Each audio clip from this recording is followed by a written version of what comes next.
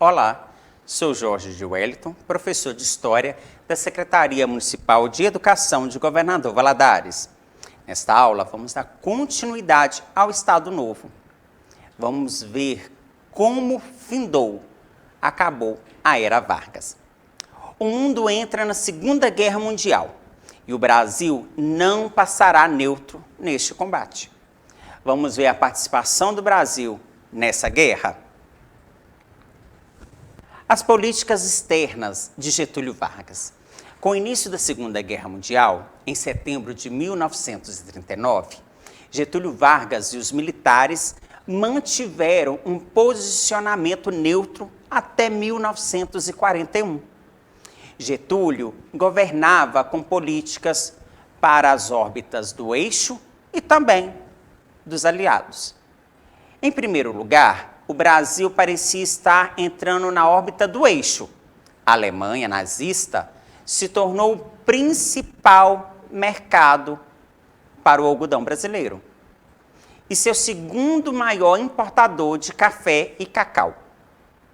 O Brasil, durante o Estado Novo, abrigou muitos judeus perseguidos pelos regimes nazifascistas, mas entregou Olga Prestes para os alemães e foi morta em um campo de concentração.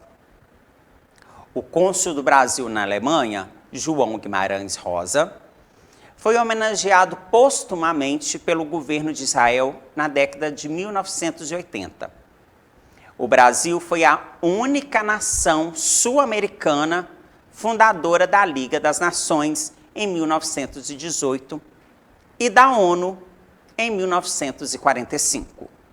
Mantendo-se, assim, sua tradicional política externa favorável a soluções negociadas de conflitos. Enquanto a opinião pública se dividia, havia simpatia pelas potências do eixo, Alemanha, Itália e Japão, e pelos aliados, França, Rússia e Inglaterra. Os Estados Unidos tinham planos para, se necessário, invadir a região nordeste do Brasil, caso o Brasil não cedesse à utilização de bases aeronavais do Nordeste.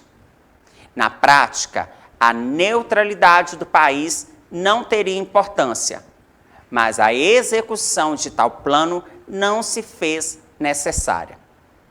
O bloqueio imposto pela Marinha Britânica à Marinha Alemã e Italiana inviabilizou qualquer tipo de intercâmbio maior com estes países, interrompendo os acordos comerciais. Assim, após muita negociação, Brasil e Estados Unidos acabaram assinando um acordo pelo qual o governo norte-americano se comprometeu a financiar a construção de uma grande usina siderúrgica brasileira, a chamada Companhia Siderúrgica Nacional, em Volta Redonda, no estado do Rio de Janeiro.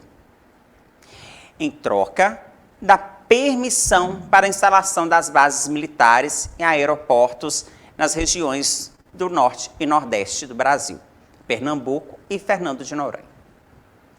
Logo após, a Marinha Alemã foi autorizada por Berlim a estender a guerra submarina aos navios mercantes de bandeira brasileira, a qual um navio foi afundado. No que foi seguida pela Marinha também italiana, pondo fim, de fato, à neutralidade brasileira. No entanto, somente após 7 meses destes ataques e pressão popular para uma reação, foi que em 22 de agosto, Getúlio Vargas declarou guerra à Alemanha nazista e à Itália fascista. No primeiro momento, Getúlio, ele pendia tanto para as forças aliadas, quanto para as forças do eixo. Ele queria ficar entre as duas forças, porém, nenhum lado aceitava tal situação. O governo de Getúlio Vargas era próximo aos nazistas e também aos fascistas italianos. Mas o governo de Getúlio Vargas necessitava e dependia financeiramente do apoio dos Estados Unidos. Os Estados Unidos praticamente financia os governos na América do Sul, principalmente os de pretensão ditatorial, como era o caso de Getúlio Vargas. Em 25 de janeiro de 1943, Vargas e Franklin Delano Roosevelt, presidente dos Estados Unidos, participaram da Conferência de Natal, onde ocorreram os primeiros acordos que resultaram na criação da FEB, em agosto, um ano após a declaração de guerra. Devido a essa demora e hesitação do governo em mobilizar os efetivos para participar concretamente da luta, à medida que os aliados iam avançando em todas as frentes de lutas de guerras na Europa, aqui no Brasil dizia-se que seria mais fácil uma cobra fumar do que o Brasil ir de fato à guerra na Europa.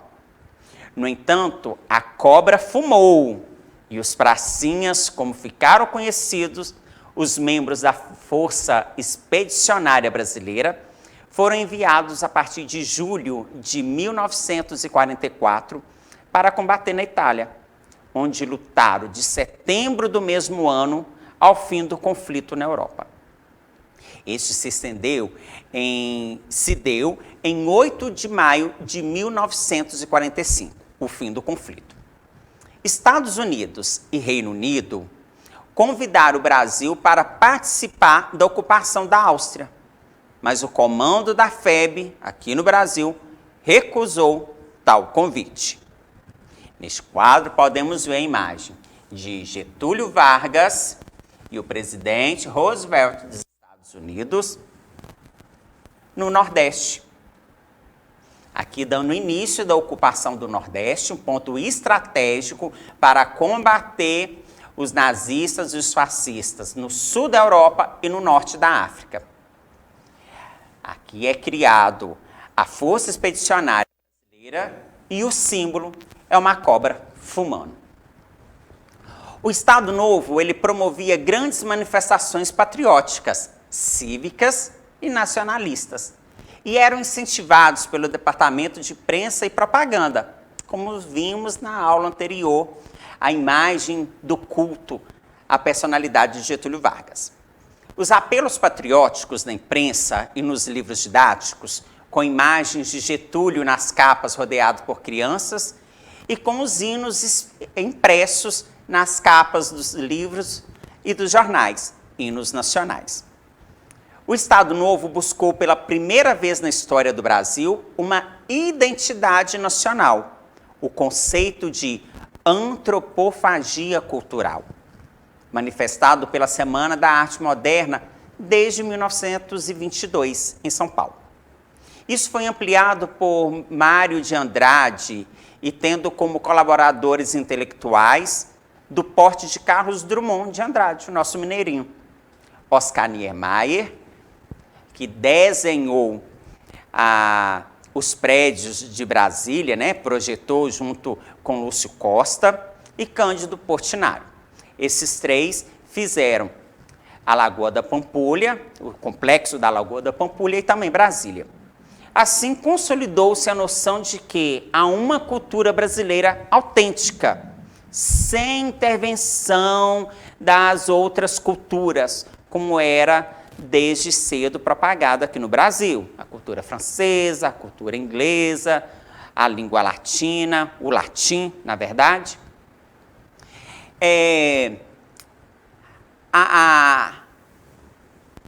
Os indígenas, a cultura indígena, a cultura africana e também um pouco da cultura europeia, porque são as três raças que vão fundamentar todo o patamar da sociedade brasileira. Não só as três culturas, mas os três povos viveriam em harmonia, fundando um povo unido e capaz de modernizar o país. Também foi iniciada a campanha de nacionalização para integrar os imigrantes e sua cultura à realidade nacional, diminuindo sua influência e buscando sua integração à população brasileira. Neste período foi proibido o ensino em língua estrangeira nas escolas, muito comum em locais de colonização alemã, e até o nome do clube de futebol Palestra Itália teve de ser substituído pelo nome de Palmeiras, para nacionalizar essa cultura.